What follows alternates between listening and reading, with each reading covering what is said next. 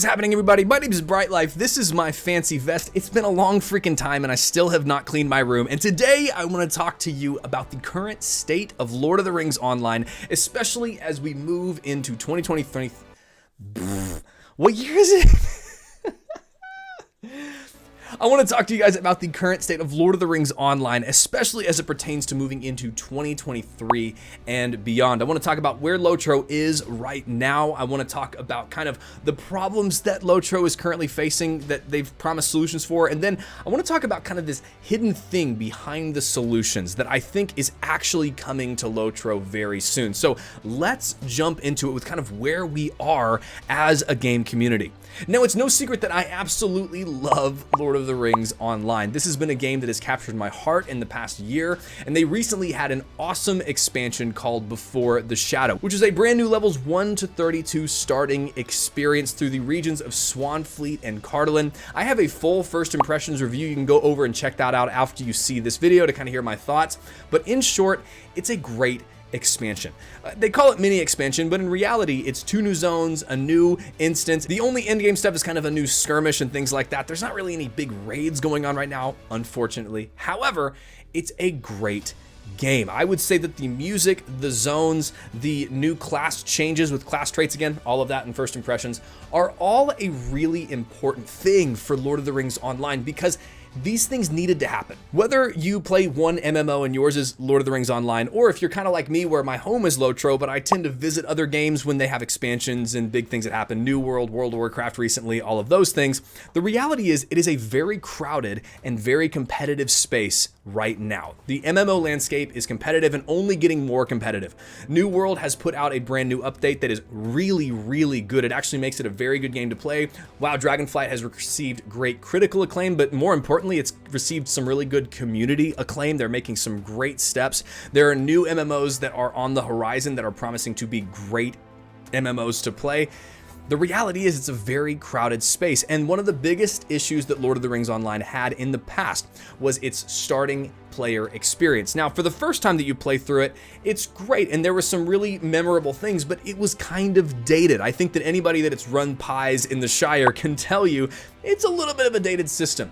The new regions give a brand new space, a brand new way to play Lord of the Rings Online in a way that's updated for 2022. And I've just got to say, as someone who's kind of an MMO nerd, and I like kind of the meta narrative around the MMO that I play, this for me, as I've played through LOTRO over the past couple months, has been the first time that I felt like Lord of the Rings Online devs put their foot in the ground and said, we are here. This is our game. We are making something incredible. We're making something that we can be proud of. They're very playful in the game. The quests are really well written as always, but the music, the zones, there are quests where they really lean in on their strengths. For example, when you go into Lord of the Rings Online now, without them telling you, you realize that some of the draw distances and places that you can stand, vistas in the game, are just mind-blowing.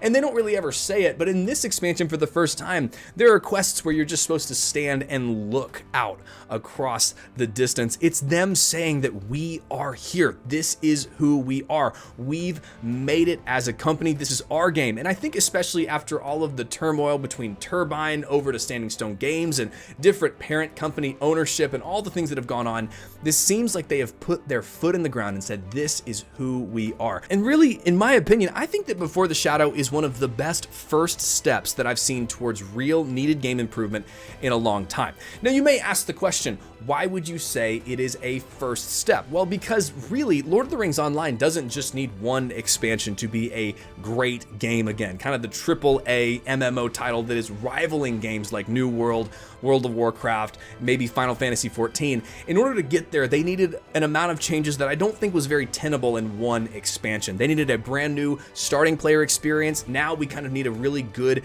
mid-game experience that maybe squishes either the level or the time that it takes to level down so that it's more accessible to new players. And then we need a great end-game experience, one that is really easily repeatable and very fun. You can grind your player power, but not in a way that feels grindy like it does right now. Those are some real big necessary changes, but I can tell you that playing Before the Shadow made me feel like this was part of a larger plan. A lot of the times we content creators can get very wrapped up in the idea of the expansion that's right in front of us, but I think what's really important to do is to take the game plan of the development team and say, where are they going in 2 years? Where are they going in 2-3 years? What's this game gonna look like down the road? And I wanna talk about that. Now, the reason that I'm excited that Before the Shadow seems to be the first step in a longer term plan is really because there are issues. There are currently issues in the game. I talk about this game a lot, I talk about the great things, but there are some things that are kind of deal breakers for people. Now, we're gonna talk about those, but I just wanna make a quick, random disclaimer. This is a very big passion point of mine. I don't like taking dumps on developers, and so that's not what I'm gonna do here.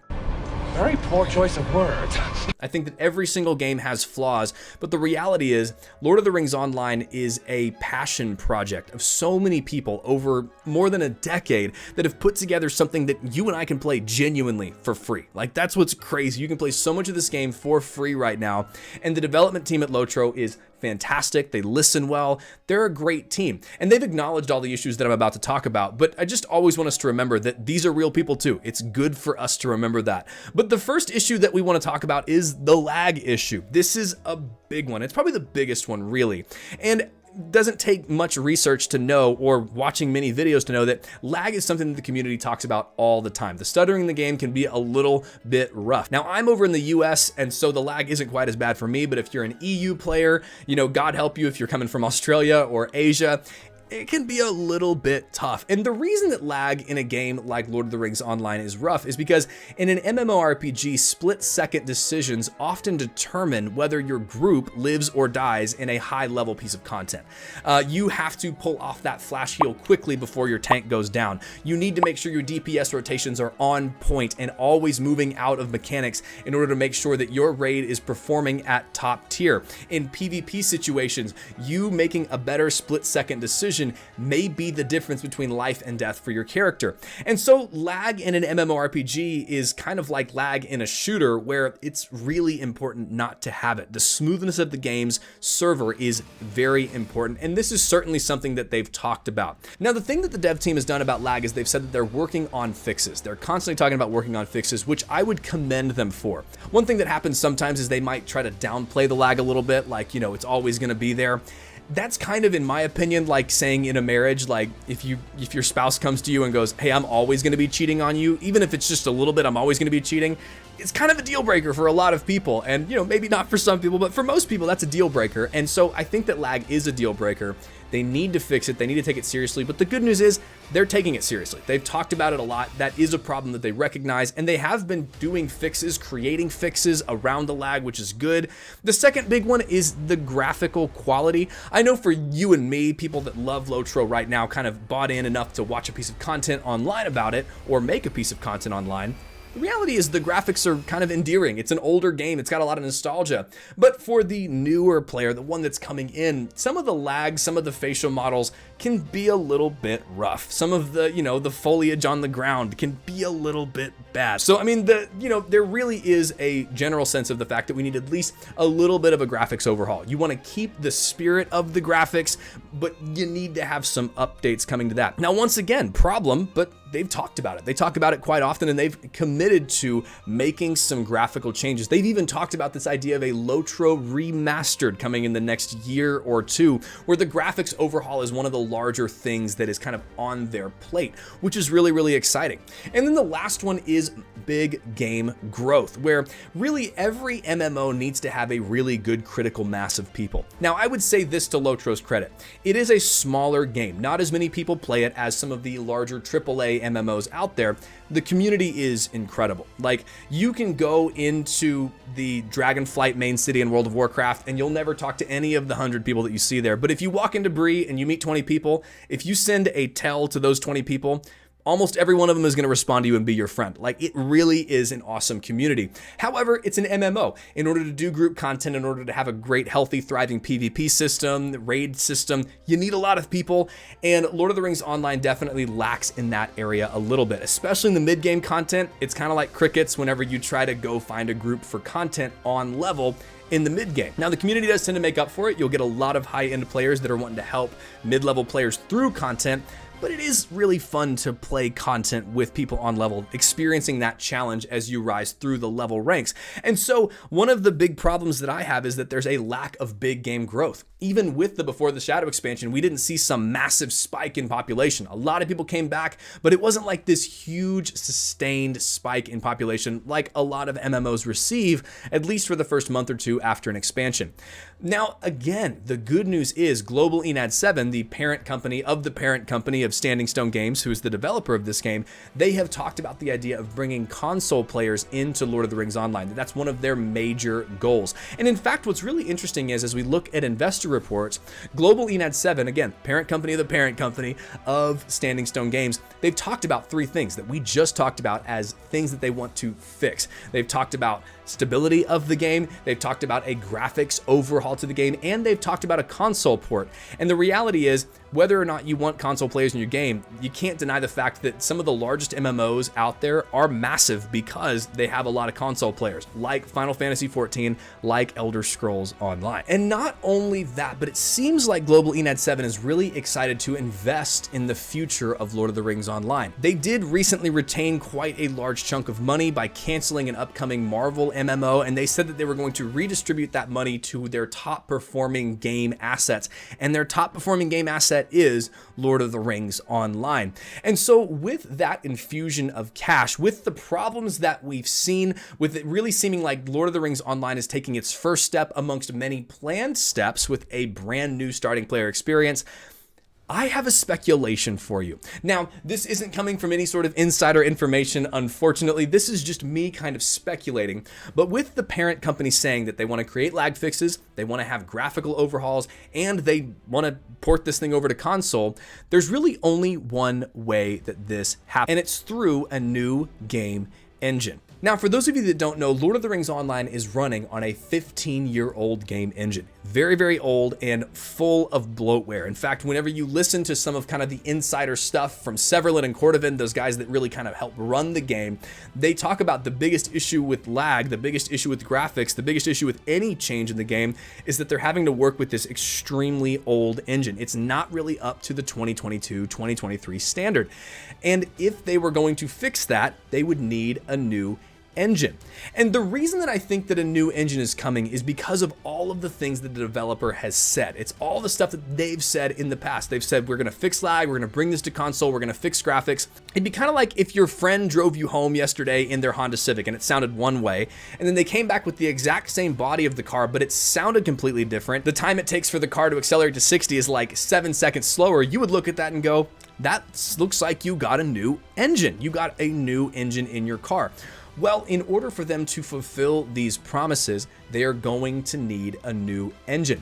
And so if I had to speculate what the future of LOTRO would look like, it would be that Before the Shadow is the first step in creating a great brand new player experience. And then either next expansion or maybe in the year after that next expansion, that we would have a 7 to 14 day stoppage of Lord of the Rings Online. I know that sounds crazy, but my assumption is they would be building a new engine, and they're currently building one right now, that they would then implement into the game to minimize or completely reduce, in most cases, lag. They would have a full graphical overhaul, a LOTRO remastered, if you will, and then we would have a console port to this game as well, which would bring the big game growth that I think we need. So that's my speculation. I think that when it comes to the next 2 years of LOTRO, it is going to be a make or break thing. I think they're either going to expand with a brand new game engine, they're going to fix the lag, they're going to work on the graphics, we're going to have some really great big game growth, or they're just going to kind of remain the same game.